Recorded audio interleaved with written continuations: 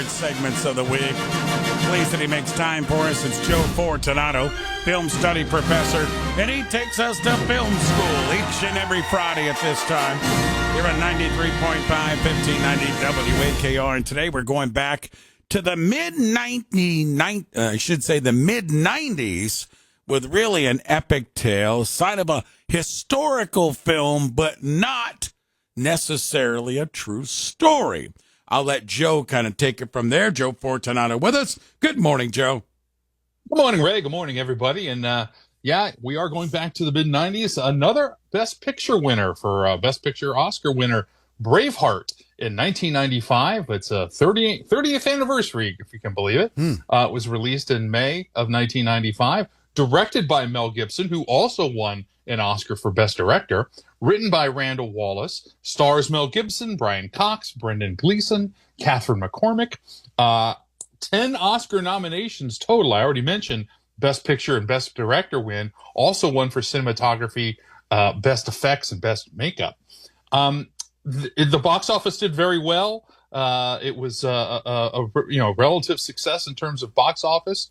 The famous line, "They may take our lives, but they will never take our freedom," was ranked 99th on the list of Hollywood's 100 favorite movie quotes by The Hollywood Reporter. So just making the cut was that one. Mel Gibson initially turned down the role of William Wallace, thinking that he was too old for the part. Gibson was 38 at the time, and the real Wallace was 35, so he really wasn't. But Paramount Pictures, who distributed the film, wouldn't finance the film if Gibson didn't star in it. So he agreed to do that to get the film made. Speaking of his age, he was on location for 105 consecutive days, and it really took a toll on his body. He said that this film was more physically taxing than shooting all 3 Lethal Weapon series and movies in a row. So tough shoot for Mel Gibson. Now, location-wise, of course, it takes place in Scotland, but aside from a few scenes in the Scottish Highlands, almost all of the film was filmed in Ireland. Now, you mentioned at the top of this that not necessarily a true story. Well, Mel Gibson later admitted that the film was heavily fictitious and claimed that the changes had been made for dramatic purposes. Some people said, this is Gibson quoting now, "Some people said that in telling the story, we messed up history. It doesn't bother me because what I'm giving you is a cinematic experience. I think films are first to entertain, then teach, then inspire." That was Gibson's word.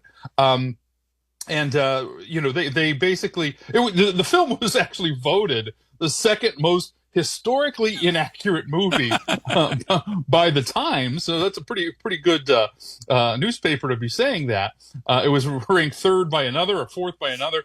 So again, they weren't really trying to recreate history. And actually, a lot wasn't known about William Wallace. So some of it was made up just out of necessity. And I already talked about Mel Gibson, but screenwriter Randall Wallace acknowledged these deviations himself, but again, saying that they were there to maintain this myth surrounding William Wallace and wanted to tell a cinematically compelling story rather than a history lesson. What's kind of interesting is that Randall Wallace, the writer, was going to become, this is how it came to be, he was going to become a father for the first time. So in order to tell his children about their heritage one day, he started to learn about his family history, and he traced it back to Edinburgh and then came across a statue of William Wallace. He had never heard of William Wallace, and he was so intrigued by the stories that were told him about Scotland's greatest hero that he researched the story as much as possible, and this eventually led him to write a script for a potential movie. So it was just his curiosity to learn about his family history that got the whole ball rolling. With us is Joe Fortunato, taking us to film school, of course, here on WAKR. And Joe, I think part of the reason, and I was part of that took this film initially as total historic value and a true story is to your point there a couple of moments ago, is we didn't know a whole lot about William Wallace. So all of a sudden it's in front of us and we're taking this upon a true story. But I like what you had to say, one of the most inaccurate films. So what else do you have for us, my friend? Well, some of the production stories, there were 1,600 extras used in the battle scenes. There were, now this is terrible filmmaking, and I'm surprised that someone didn't get fired. Maybe they did. I don't know. But several of the major battle scenes had to be reshot because extras were wearing sunglasses and wristwatches. And, that's somebody's job to make sure that doesn't happen. But that one slipped through the goalie there. King Edward in the film is called Longshanks, and that means long legs. And that's because he was 6'2", which was uncommonly tall for a man at that time. So that's what Longshanks mean. Mel Gibson was investigated by the animal welfare organization that was convinced that the fake horses that were used were indeed real. And even they provided videotape and everything, evidence that Mel Gibson said he would give $5 to anyone who could spot the fake horses in the final film. And reportedly, he has not had to make good on that wager. So those who are concerned about that, the horses were fine. But it was a very violent film. The rough cut initially was much more violent, and they were fearing an NC-17 rating. So they went back and cut some of the more graphic scenes to get the R rating. Some casting stuff. Mel Gibson originally wanted Jason Patric or Brad Pitt to play William Wallace. Some other people that were considered, again, big names of the time: Daniel Day-Lewis, Liam Neeson, Christopher Lambert, Jeff Bridges, and Robin Williams, an interesting choice. Brian Cox, who does play Argyle Wallace in the film, was first offered a larger role, but he took the role of Argyle because he thought it was a better one. And then finally, Sean Connery turned down the role of King Edward because he was filming another movie at the time and couldn't do it. And I'll kind of leave you with one other film or one other thing that amuses me. Mel Gibson jokingly predicted that critics would call this movie Mad Mac. And he was right. They did. That sort of came out in a lot of the reviews, and it got sort of known as Mad Mac instead of Mad Max. There you go. Film school Braveheart. Certainly a biggie when you go back almost 30 years ago for sure with Mel Gibson. Joe, what do you have happening over at your website? Well, I've been teasing this for a while. I think it's time to release the Kraken, as they say in the movies.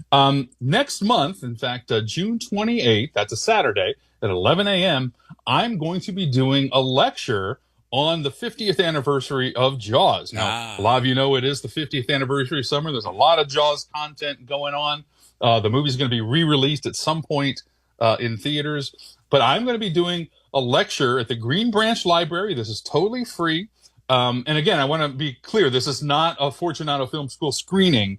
This is simply a lecture where I'll be talking about the history of the film, some fun facts. We'll have some conversation. It's going to be a lot of fun. And that's at 11 a.m., June 28th at the Green Branch Library. And I'd love to see everybody out there. If you're a Jaws fan, you definitely want to be there. And even if you're not, I think you're going to enjoy the just some behind the scenes talk and discussion of what is, one of the biggest cultural touchstones of our lifetime. What's that date, Joe? That's June 28th, which is a Saturday, 11 a.m. at the Green Branch Library.